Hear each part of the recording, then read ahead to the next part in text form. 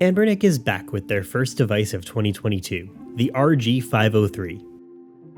It's the first budget retro handheld from Anbernic to finally pack in some differentiating features from other retro handhelds on the market. But are these features enough to make the RG503 a worthwhile pickup? Get subscribed and let's find out.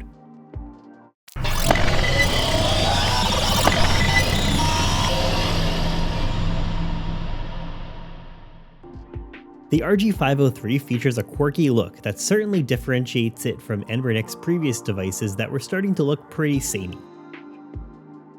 And those changes start with the beautiful OLED display packed into this device. It's the first retro handheld to have an OLED display, and man does it look spectacular. I don't even think this video will quite do it justice, but the colors are deep and rich with true blacks, and it just makes games pop. Another welcome addition is built-in Bluetooth and HDMI Out, so this device has potential to be a kind of retro switch. We also have support for 5 GHz Wi-Fi, making game streaming through something like Moonlight a much more affordable experience. The RG503 also contains a different chip, the RK3566, but surprisingly this device only has 1 GB of RAM, which will definitely impact potential peak performance. You can pick up this device straight from Anbernic's website for $150. This will include the device, a 16GB micro SD card that contains a fork of the Batocera firmware, and a USB-C cable. For an extra $8, it'll include a 64GB micro SD card that has games preloaded. The RG503 doesn't just stop with some tweaks on the inside. The device has a new look on the outside as well. Starting with the most obvious, the OLED screen. Anbernic has made an interesting decision to have the case of the device overlap the screen in an effort to hide the bezels. It's got kind of a curved back to seemingly improve the comfortability of holding this device for an extended period of time, and also some grips on the back. The triggers at the top have kind of a curve to them, and I get the effort to try to make them more reachable when they're not stacked, but I think this just misses the mark. This would have been the perfect opportunity to introduce stacked triggers. And it's not to say that this hinders usability at all, it just doesn't help. At the bottom of the device is a function button, a reset button, and 2 micro SD card slots. I'm not really a fan of the function button.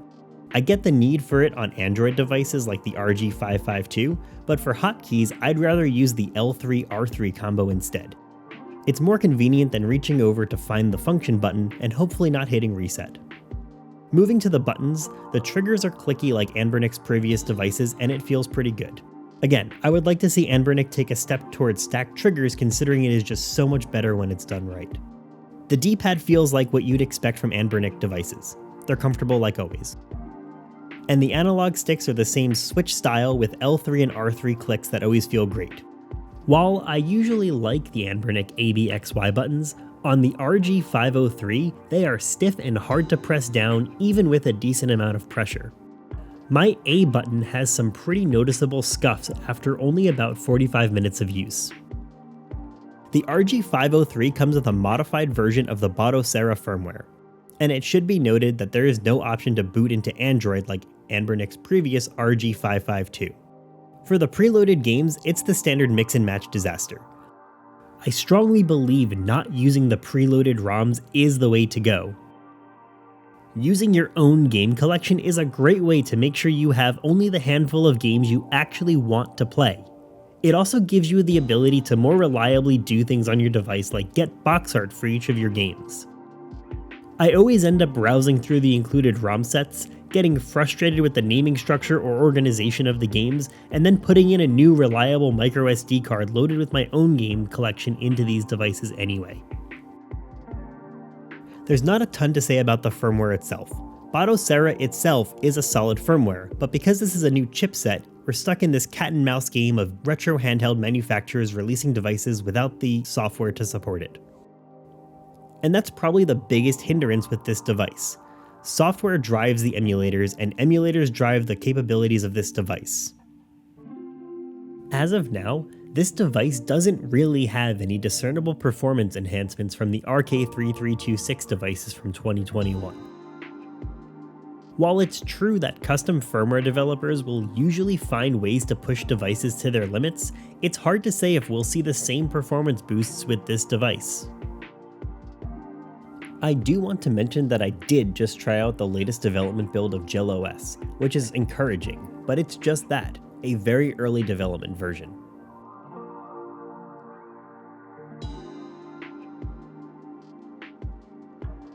Taking a look at some gameplay, the classic systems perform exactly as you'd expect. NES, Genesis, and Game Boy systems are all perfect.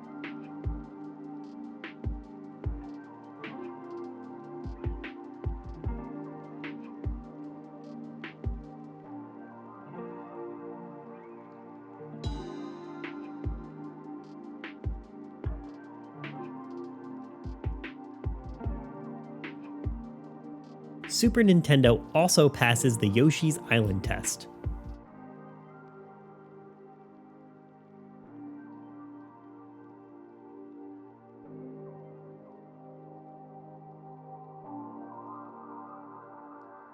PlayStation 1 is where you start to hit the limits of the RG503. It does seem to handle the increased resolution option well, which really helps the game pop on the OLED screen. But this is about as far as you can push the device.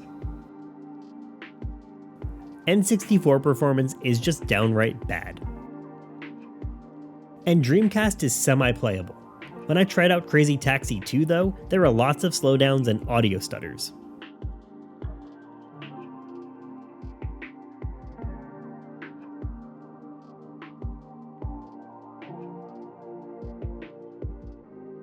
PSP would have been a perfect system to play on the RG503, but unfortunately, it's pretty much unplayable.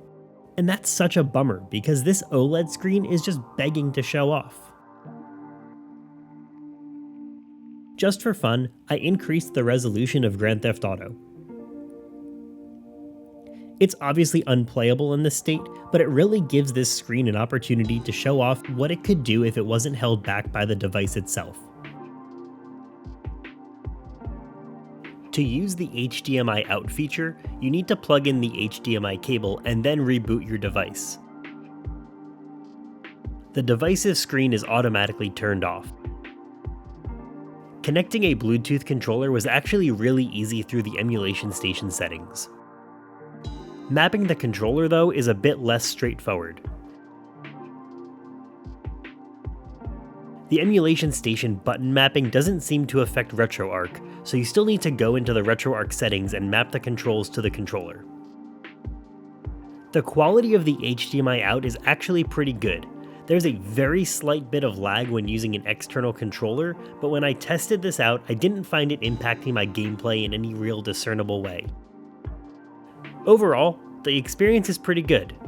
I do wish you didn't have to reboot the device to enable the HDMI Out option, but the reboot cycle is quick enough anyways.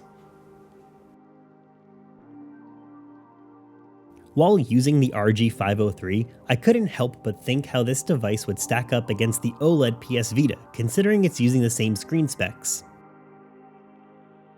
While there is definitely a decent amount of effort involved in getting a PS Vita hacked, once you get everything up and running, you'll have the whole PS Vita library and the entire PSP library at your disposal.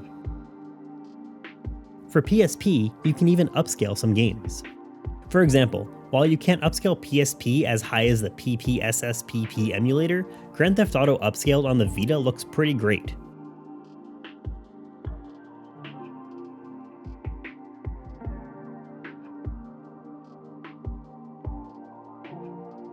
As for emulators, RetroArch is easy enough to get on your PlayStation Vita, and while I don't necessarily like it as my front end, it does the job just fine.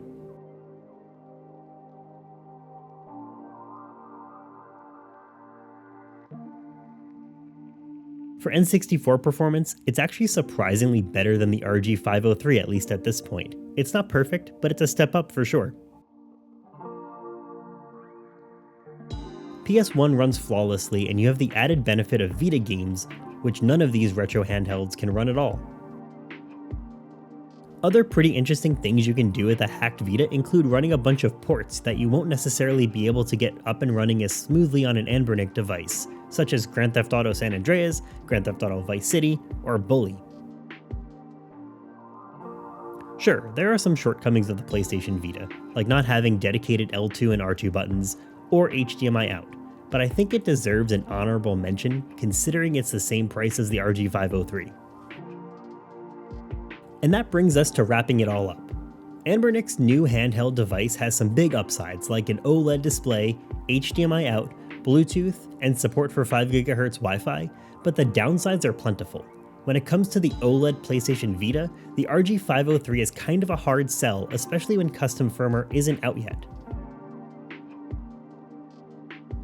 There is the chance that the community will improve performance on this device, but I personally feel that the 1GB of RAM will always end up holding it back. Even if the PS Vita isn't for you, I think there are still other devices that are worth considering. While none will have the amazing OLED screen, I think getting a device that already has matured custom firmware is a major benefit. The Ein Odin is definitely the best retro handheld the community has seen this year so far, with support up to PlayStation 2.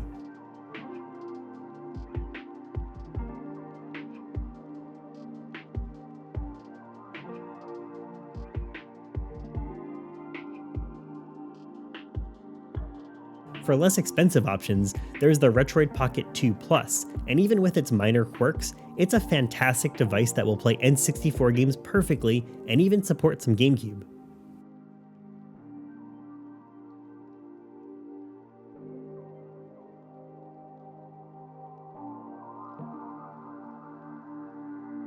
The RG351M is still my favorite device from Anbernic. It's not the most powerful, but the metal shell makes it feel premium, and it's nice and pocketable.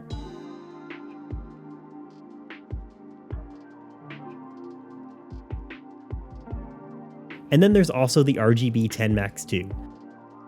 Stacked trigger buttons, a fairly mature selection of custom firmware, and that large display makes this still one of my favorite retro handhelds.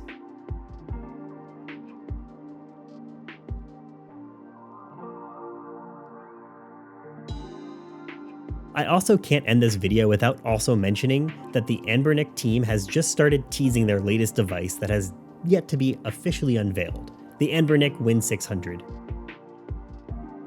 This is a Windows-based device that can also apparently run SteamOS. With no price reveal though, at least at the time of this video, it's hard to say where it stacks up, but it's good to keep in mind. So while I have no definitive answer if this is the device for you, I think I've given more than enough information and more than enough alternatives. I know some of you are going to say in the comments that the Steam Deck is a better alternative, and that's perfectly fine, but I think at the price point, there are other devices to consider. But let me know what you think. Does the RG503 seem to be a worthwhile pickup? Is that fantastic OLED screen a reason for you to get one? What about the PlayStation Vita? Is it a worthy retro handheld competitor? Do you think the community will be able to get better emulation results with custom firmware one day? Let me know in the comments. If you're interested in the RG503 or any other devices I mentioned, feel free to check out the links in the description of this video. Thanks for watching, don't forget to subscribe, and I'll be back with another video soon.